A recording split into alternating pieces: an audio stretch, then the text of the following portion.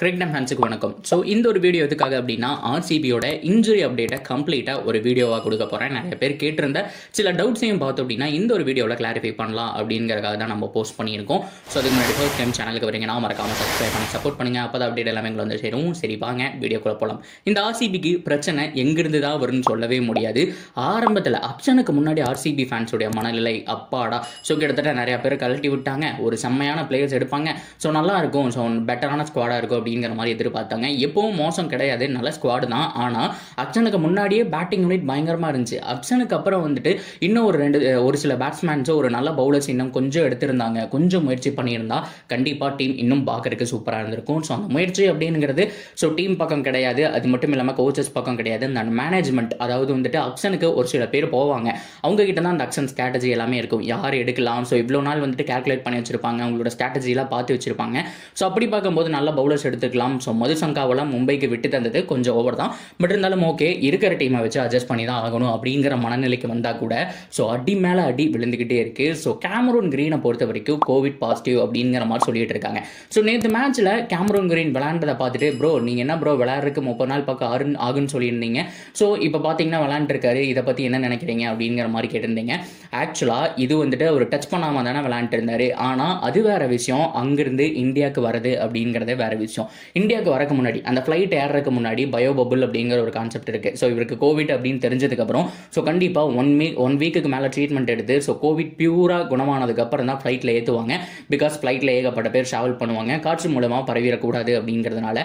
So அங்கே வந்ததுக்கப்புறம் கூட ஒரு கிட்டத்தட்ட ஒரு 7 நாள்லேருந்து 15 நாள் வரைக்கும் வந்துட்டு தனி ரூமில் தான் இருப்பார். அதுக்கப்புறம் தான் ஆர்சிபி கேம்ப் அப்படின்றது ஜாயின் பண்ணுவார். ஏகப்பட்ட ப்ரொசீஜர் அப்படிங்கிறது இருக்குது. ஸோ இதைத்தான் நான் சொல்லியிருந்தேன். நேற்று மேட்ச்சில் கூட பவுலிங் போட்டது வந்துட்டு உண்மையாலுமே ஆச்சரியம் தாங்க. ஆக்சுவலாக பாலை தொடக்கூடாது, ஸோ இருந்தாலும் தொட்டிருக்காரு, ஏன்னா அதே பாலை தான் எல்லாருமே யூஸ் பண்ணுவாங்க அப்படிங்கிறதுனால பார்த்தோம் அப்படின்னா கொஞ்சம் ஆச்சரியமாக தான் இருந்துச்சு. பரவாயில்ல, ஓகே, டிஸ்டன்ஸ் மெயின்டைன் பண்ணாரே, அது வரைக்கும் ரொம்ப சந்தோஷம் அப்படிங்கிற மாதிரி தான் ஃபேன் சொல்லிட்டு இருக்காங்க. ஸோ கேமரூன் கிரீனை பொறுத்த வரைக்கும் 50-50 தான். ஸோ விளையாட மாட்டாருன்னு சொல்ல, இனிஷியல் ஃபியூ மேட்சஸ் மிஸ் பண்ணலாம், அப்படி இல்லைன்னா சீக்கிரமாகவே 11ல் ஜாயின் பண்ணுறதுக்கான சான்ஸ் அப்படிங்கிறது ஹைலி பாசிபிள். ஓகே, இந்த கிரீனை விட்டுருவோம். மிகப்பெரிய இன்னொரு பிரச்சனை யாரு அப்படின்னு கேட்டிங்கன்னா டாம் கரனும் கிளென் மேக்ஸ்வெல் தான். டாம் கரன் என்ன பண்ணார், இவங்க 2 பேருமே சேட்டை பிடிச்சவங்க. டாம் கரன் கம்முனே இருக்க மாட்டார். ஒரு தடவை என்ன ஆச்சு அப்படின்னு சொன்னால், பிச்சில் ஓடக்கூடாதுன்னு சொன்னால் நான் அங்கே தான் ஓடுவேங்கிற மாதிரி அம்பையர் கிட்ட சேட்டை பண்ணிட்டு இருந்தார்.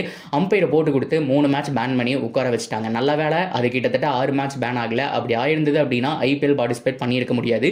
இப்போவும் பார்ட்டிசிபேட் பண்ணுறது கொஞ்சம் கஷ்டம் தான். ஏன் அப்படின்னு கேட்குறீங்களா? ஸோ ஒரு கீழே விழுந்து காலை உடச்சிக்கிட்டாருங்க. ஸோ டாம் கரனுக்கும் லெக்ல இன்ஜுரி 3 மாதம் ஆகுன்னு சொல்லியிருக்காங்க. ஸோ இன்கேஸ் அவர் வரல அப்படிங்கிற பட்சத்தில் ஆர்சிபி இம்மீடியட்டாக வந்துட்டு ஒரு ரிப்ளேஸ்மெண்ட் பிளேயர் வந்துட்டு தேட ஆரம்பிச்சிருவாங்க.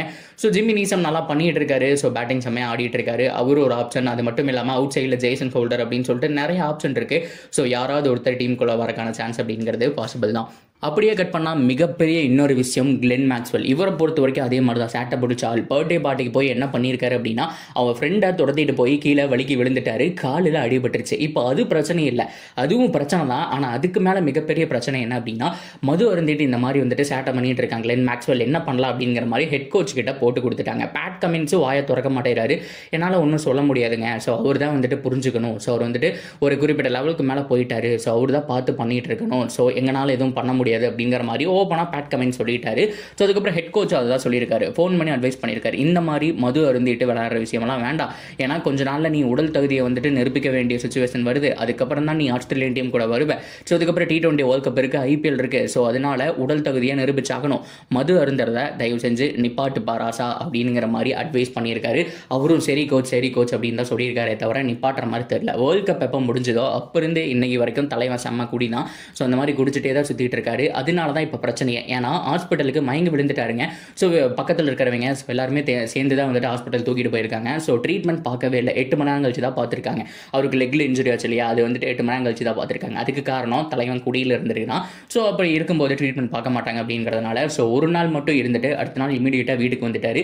இருந்தாலும் ட்ரீட்மெண்ட்டுக்கு கம்பல்சரி போய் ஆகணும். ஸோ இவர் இருக்கிற இப்போ கண்டிஷனுக்கு இன்ஜுரி எப்போ ஆகும்னு சொல்ல முடியாது. அது மட்டும் இல்லாமல் ஸோ தடை விதிக்கப்படுறதுக்கான சான்ஸும் இருக்குது. தடைனா மது இருந்ததுனால தடை தடை விதிக்கப்பட மாட்டாங்க.